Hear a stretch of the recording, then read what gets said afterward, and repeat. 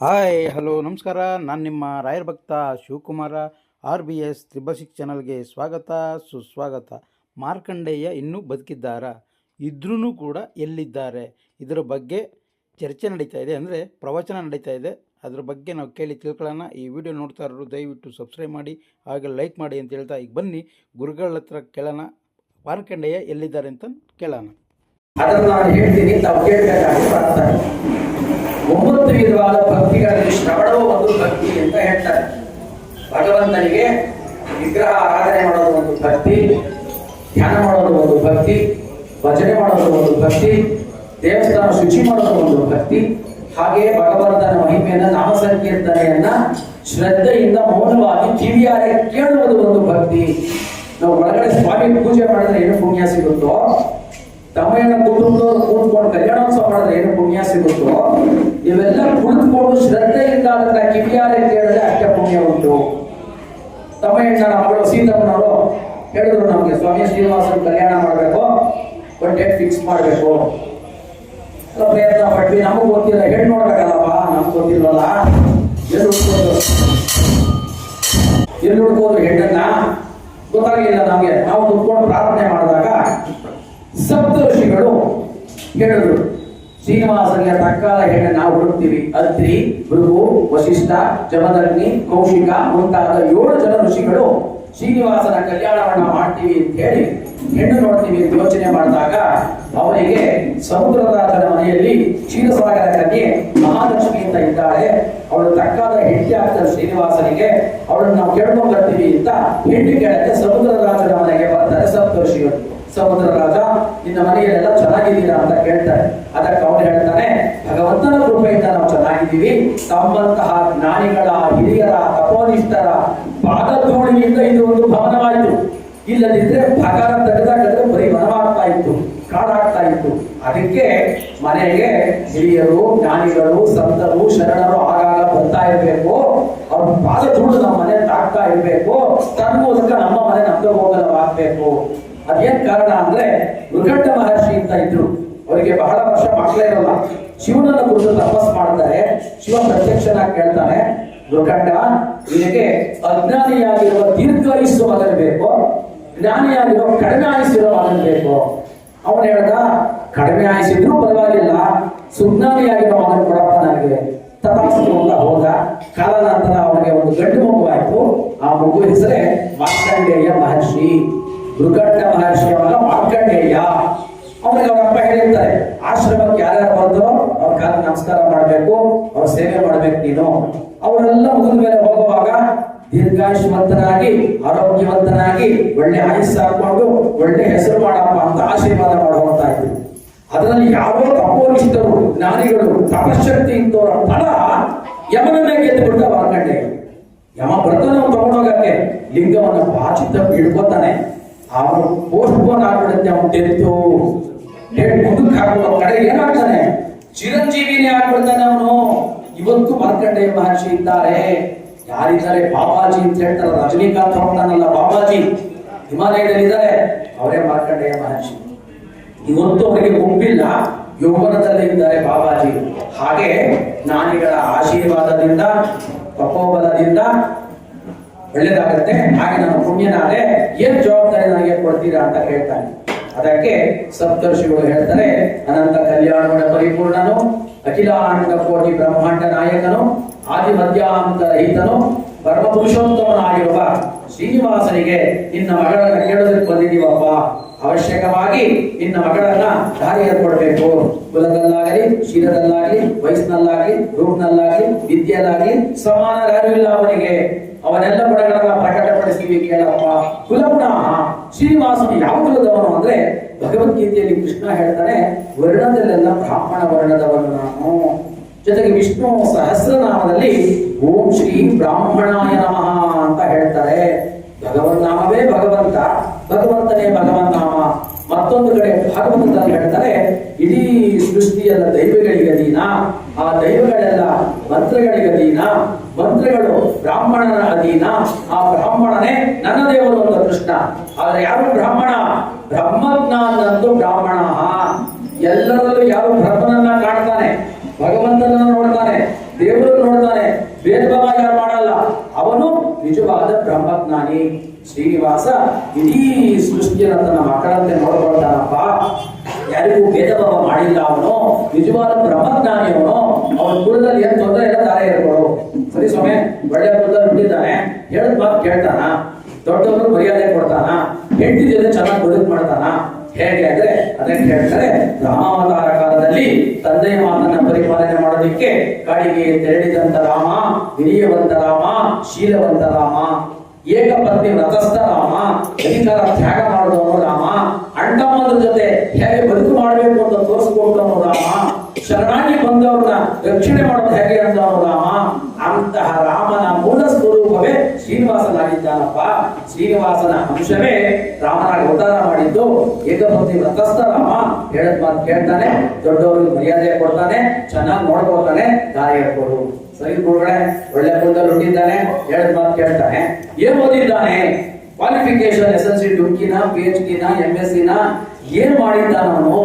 ಅದಕ್ಕೆ ಹೇಳ್ತಾರೆ, ಶ್ರುತಿಗಳು ಸ್ಮೃತಿಗಳು, ವೇದಗಳು ಪುರಾಣಗಳು ಭಗವಂತನ ಉಸಿರಾಟವಾಗಿದೆಯಪ್ಪ. ಯೋಗ, ಜ್ಞಾನ, ಸಾಂಖ್ಯ, ಶಿಲ್ಪಶಾಸ್ತ್ರ, ವೇದಶಾಸ್ತ್ರ, ಪುರಾಣ, ಇತಿಹಾಸ, ಖಗೋಳ, ವಿಜ್ಞಾನ, ಜ್ಯೋತಿಷ್ಯ, 64 ವಿದ್ಯೆ ಎಲ್ಲ ಅವನಿಂದಲೇ ಉತ್ಪತ್ತಿಯಾಗಿದೆ. ಎಲ್ಲ ವಿದ್ಯೆಗಳಿಗೂ ಆಧಾರವಾಗಿದ್ದಾನೆ. ಹೇಗೆ ಹೇಳ್ತೀರಾ ಸ್ವಾಮಿ ಅಂದ್ರೆ, ನಮ್ಮ ಋಷಿ ಮುನಿಗಳು, ಜ್ಞಾನಿಗಳು ಸಾವಿರಾರು ವರ್ಷಗಳ ಹಿಂದೆನೆ ತಪೋಬಲದ ಮೂಲಕ ಕಂಡುಕೊಂಡು ನಮಗೆ ಪ್ರೂವ್ ಮಾಡಿಕೊಂಡು ಹೋಗಿದ್ದಾರೆ. ಮತ್ತೆ ಪರೀಕ್ಷೆ ಮಾಡೋ ಅವಶ್ಯಕತೆ ಇಲ್ಲ. ಅವನು ಅತ್ಯುನ್ನತ ವಿದ್ಯಾವಂತನಾಗಿದ್ದಾನೆ.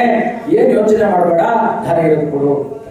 ಸರಿ ಸ್ವಾಮಿ, ಒಳ್ಳೆ ಕುಲದಲ್ಲಿ ಹುಟ್ಟಿದ್ದಾನೆ, ಹೇಳಿದ ಮಾತು ಕೇಳ್ತಾನೆ, ಚೆನ್ನಾಗಿ ಓದಿದ್ದಾನೆ, ಏನ್ ಸಂಪಾದನೆ ಮಾಡ್ತಾನೆ? ಇತ್ತ ಗುಣ, ಅವನ ದುಡ್ಡಿದೆಯೇ, ಐಶ್ವರ್ಯ ಇದೆಯೇ? ಅದಕ್ಕೆ ಕೇಳ್ತಾರೆ, ಯಾರು ಹೇಳ್ತಾ ಇದ್ದಾರಂತೆ, ಹುಡುಗಕ್ಕೆ ಏನ್ ಸಂಪಾದನೆ ಅಂದ್ರೆ ಅವ್ರ ತಂದೆ ರಿಟೈರ್ಡ್ ಆಗೋರೆ, ಪೆನ್ಷನ್ ಬರುತ್ತೆ, ಏನ್ ಯೋಚನೆ ಇಲ್ಲ. ಹಾಗೆ ಶ್ರೀನಿವಾಸನ ತಂದೆ ಪೆನ್ಷನ್ ಬರುತ್ತೋ ಅಥವಾ ಅವನ ಸಂಪಾದನೆ ಇದೆಯೋ ಹೇಗಪ್ಪ ಅಂತ ಕೇಳಿದ್ರೆ, ಅದಕ್ಕೆ ಕೇಳ್ತಾರೆ, ಅಷ್ಟದಿಕ್ಪಾಲಕರಲ್ಲೆಲ್ಲ ಐಶ್ವರ್ಯಕ್ಕೆ ಒಡೆಯ ಕುಬೇರ.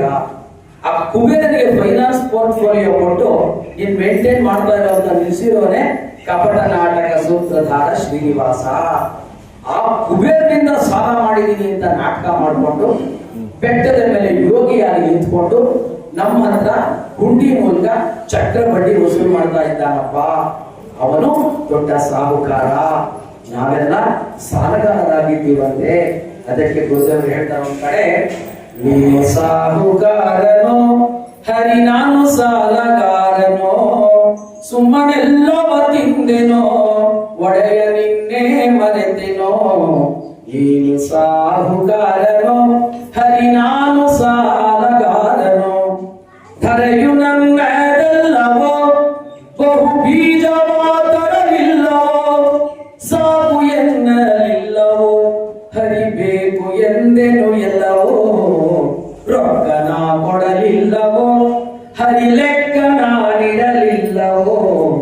ನೀನು ಸಾಹುಕಾರನೋ ಹರಿ ನಾನು ಸಾಲಗಾರನೋ, ಸಾಲ ಬಹಳವಾಯಿತೋ ಬಲು ಭಾರವಾಗಿ ನಿಂತಿತೋ, ಬಡ್ಡಿ ಏರಿ ಬಂದಿತೋ ಬಲು ದೊಡ್ಡದಾಗಿ ಬಿಟ್ಟಿತೋ, ಮರಣ ಬಂದೇ ಬಿಟ್ಟಿತೋ ನಿನ್ನ ಋಣವು ತೀರದಾಯಿತೋ. ನೀನು ಸಾಹುಕಾರನೋ ಹರಿ ನಾನು ಸಾಲಗಾರನೋ, ಮಡದಿ ಮಕ್ಕಳಿಗೆಂದೆನೋ ದಿನಗಳೆಲ್ಲ ಕಳೆದೆನೋ.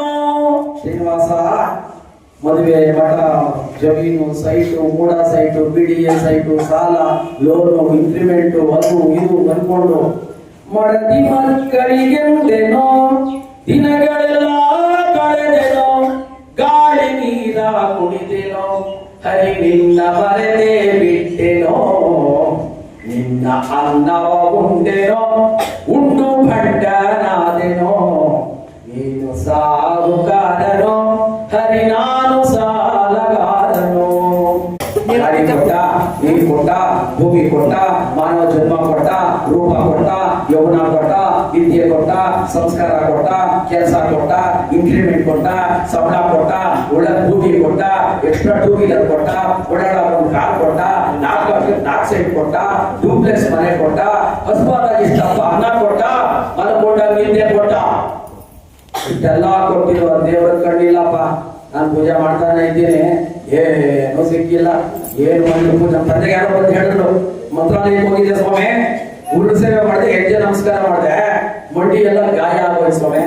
ಅದಕ್ಕೆ ನಮ್ಮ ತಂದೆ ಹೇಳಿದ್ರು, ಅಲ್ಲೋ ಬಗ್ಗೆ ಉರುಳು ಸೇವೆ ಮಾಡುವಾಗ ನಿನ್ ಗಮನ ಎಲ್ಲ ಗಾಯದ ಮೇಲಿತ್ತು, ರಾಯರ ಮೇಲೆ ಇರಲಿಲ್ಲ. ಎಲ್ಲಿ ಮಾಡ್ತೀಯ ನೀನು? ಮನಸ್ಸಿಟ್ಟು ಮಾಡಬೇಕು. ಆಮೇಲೆ ಪಾಪ ಪೂರ್ವದಲ್ಲಿ ಮಾಡಿದ್ದಕ್ಕೆ ಲೇಪವಾಗಿದೆ ಕರ್ಮ.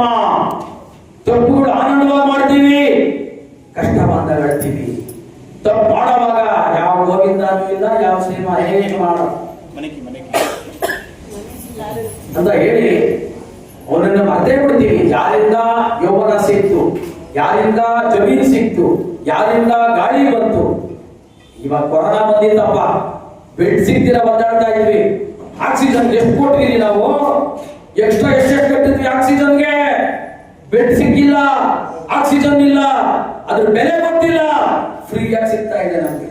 ನೀರು ಇನ್ನೊಂದು 10 ವರ್ಷ ಹೋಗ್ಲಿ ನೋಡ್ರಿ ಏನ್ ಗತಿ ಬರ್ತದೆ. ಏನ್ ಭೂತ ಈ ಗರ್ಭ ಅಗದು ಅಂತ ಬೋರ್ ಹಾಕಿ ಹಾಕಿ ನೀರ್ ಎಳೆದು ಚಿಕ್ಕಪಟ್ಟೆ ಯಥೇಚ್ಛವಾಗಿ ವೇಸ್ಟ್ ಮಾಡ್ತಾ ಇದೀವಿ ನೀರನ್ನ. ಎಷ್ಟು ಫ್ರೀಯಾಗಿ ಕೊಟ್ಟಿದ್ದಾನೆ? ಏನ್ ಕೊಟ್ಟಿಲ್ಲ ರೀ ಭಗವಂತ? ಕಣ್ಣು ಗ್ಲೂಕೋಮಾ ಇಂದ ಶುಗರ್ ಇಂದ ಕಣ್ಣು ಹೋಗ್ಬಿಟ್ರೆ ಪ್ರಪಂಚನೇ ಹೊರಟೋಯ್ತಲ್ಲಪ್ಪ. 2 ಕಣ್ಣು, ಕೇಳಕ್ಕೆ 2 ಕಿವಿ, ಕಿವಿಡ ಆಗ್ಬಿಟ್ರೆ ಏನು ಗೊತ್ತಿಲ್ಲ ಪ್ರಪಂಚ. 2 ಕಿವಿ, ಉಸಿರಾಡಕ್ಕೆ 2 ಮೂಗು, ಒಳ್ಳೆ ಮಾತಾಡಕ್ಕೆ 1 ನಾಲ್ಗೆ, ಪ್ರತಿನಿತ್ಯ ಬೆಳಗ್ಗೆ ಎದ್ದು ಸಾಯಂಕಾಲ ಬಡ್ಕೊಳಕ್ ಹೃದಯ, ನಮ್ಮ ಮೂತ್ರ ವಿಸರ್ಜನೆ ಮಾಡಕ್ಕೆ ಕಿಡ್ನಿ, ಜೀರ್ಣ ಆಗೋದಕ್ಕೆ ಲಿವರು. ಎಷ್ಟು ಕೋಟಿ ಕೊಟ್ರೆ ಸಿಗುತ್ತ್ರಿ ಈ ಮಿಷಿನು? ಯಾರು ಕೊಟ್ಟಿದ್ದು? ಭಗವಂತ ಕೊಟ್ಟಿಲ್ವಾ? ಯಾರಿಂದ ಸಿಕ್ತು ಇದು? ಅಪ್ಪ ಅಮ್ಮನ ತ್ಯಾಗದಿಂದ ಸಿಕ್ತ್ರಿ.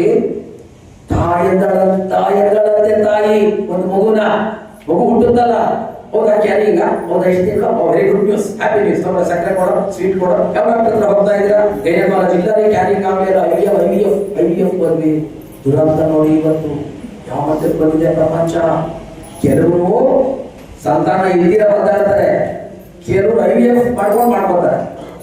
ಹೆರಿಗೆ ಆದ್ಮೇಲೆ ಎದೆ ಹಾಕ್ಬಿಡಲ್ಲ ಮಕ್ಕಳಿಗೆ. ಇವತ್ತು ಸೌಂದರ್ಯ ಹಾಳಾಗುತ್ತೆ ಅಂತ ಎದೆ ಹಾಕ್ಬಿಡಲ್ಲ. ತಾಯ್ತನ ಎಲ್ಲಿ, ಮಕ್ಕಳಲ್ಲಿ, ಪ್ರೀತಿಯಲ್ಲಿ, ಇದೆಲ್ಲ ಯಾರಿಂದ ಸಿಕ್ತೋ? ಅಪ್ಪ ಅಮ್ಮನಿಂದ ಸಿಕ್ತು ನಮಗೆ. ಅಪ್ಪನ ತ್ಯಾಗ, ಬಲಿದಾನ, ಅವ್ರ ಮೇಲೆ ನಮ್ಮ ಜೀವನ, ಇದೆಲ್ಲ ಕೊಟ್ಟಿದ್ದಾನೆ ಪರಮಾತ್ಮ. ಎಲ್ಲಕ್ಕಿಂತ ಹೆಚ್ಚಾಗಿ ರಾತ್ರಿ ಮಲಗೋತೀವಿ, ಬೆಳಿಗ್ಗೆ ಹೇಳ್ತೀವೋ ಇಲ್ಲೋ ಗೊತ್ತಿಲ್ಲ. ಹೌದಾ? ಪೇಪರ್ ಮಿಸ್ಕೊಂಡು ಓದ್ತಾ ಇದ್ರಂದ್ರೆ ಹಂಗೆ ಹೋಗ್ಬಿಡಂತೆ. ನಾನು ಮಾತಾಡ್ಸ್ಕೊಂಡು ಇವಾಗ ಕಾಫಿ ಕೊಡ್ತೀನಿ ಎಲ್ಲ ಹೇಳ್ತೀವಿ. ಯಾವತ್ತೂ ಗೊತ್ತಿಲ್ಲ ನಮಗೆ. ನಾವು ಹುಟ್ಟಿದಾಗಿಂದ ಪಡ್ಕೊಳಕ್ ಶುರುವಾಗುತ್ತಲ್ಲ ಹೃದಯ, ನಾವ್ ಎಷ್ಟು ವರ್ಷ ಬದುಕ್ತೀವೋ ಅಷ್ಟು ವರ್ಷ 1 ಸೆಕೆಂಡ್ ನಿಲ್ದಿರ ಪಡ್ಕೊಳುತ್ತಲ್ಲ. ಯಾರು ಕೊಟ್ಟಿದ್ದು? ಶ್ರೀನಿವಾಸ ಕಣೋ. ಇಷ್ಟೆಲ್ಲ ಕೊಟ್ಟಿರೋ ಶ್ರೀನಿವಾಸನ ದೇವರು ಮೋಸ ಮಾಡ್ದ ಅಂತೀವಿ ನಾವು. ಇದೆಲ್ಲ ಕೊಟ್ಟಿರೋ ಶ್ರೀನಿವಾಸ ದೊಡ್ಡ ಸಾವುಕಾರನಪ್ಪ, ಜಗತ್ತಿನ ನಿಧಿಗೆಲ್ಲ ಒಡೆಯನಾಗಿದ್ದಾನವನು. ಏನ್ ಯೋಚನೆ ಇಲ್ಲ, ಯಾರೇ ಇರ್ಬೋದು. ಸರಿ ಸ್ವಾಮಿ, ಒಳ್ಳೆ ಬಡ್ಡಲ್ಲಿ ಹುಟ್ಟಿದ್ದಾನೆ, 7 ಮಾತು ಕೇಳ್ತಾನೆ, ಚೆನ್ನಾಗಿ ಓದಿದ್ದಾನೆ, ಒಳ್ಳೆ ಸಂಪಾದನೆ ಇದೆ, ನೋಡಕ್ ಹೇಗಿದ್ದಾನೆ? ಕಪ್ಪಗಿದ್ದಾನ, ದಪ್ಪಗಿದ್ದಾನ, ಕುಳ್ಳಗಿದ್ದಾನ, ಎತ್ತಗಿದ್ದಾನ, ಕೆಂಪಗಿದ್ದಾನ? ಅದಕ್ಕೆ ಹೇಳ್ತಾರೆ, ತಾಸಾಮ ವೀರಃ ಭೂಷೋಡಿ ಸ್ವಯಮಾನ ಮುಖಾಂಬುಜಃ ಇದಾಂ ವರದರ ಸೃಗ್ವಿ ಸಾಕ್ಷಾತ್ ಮನ್ಮಥಃ.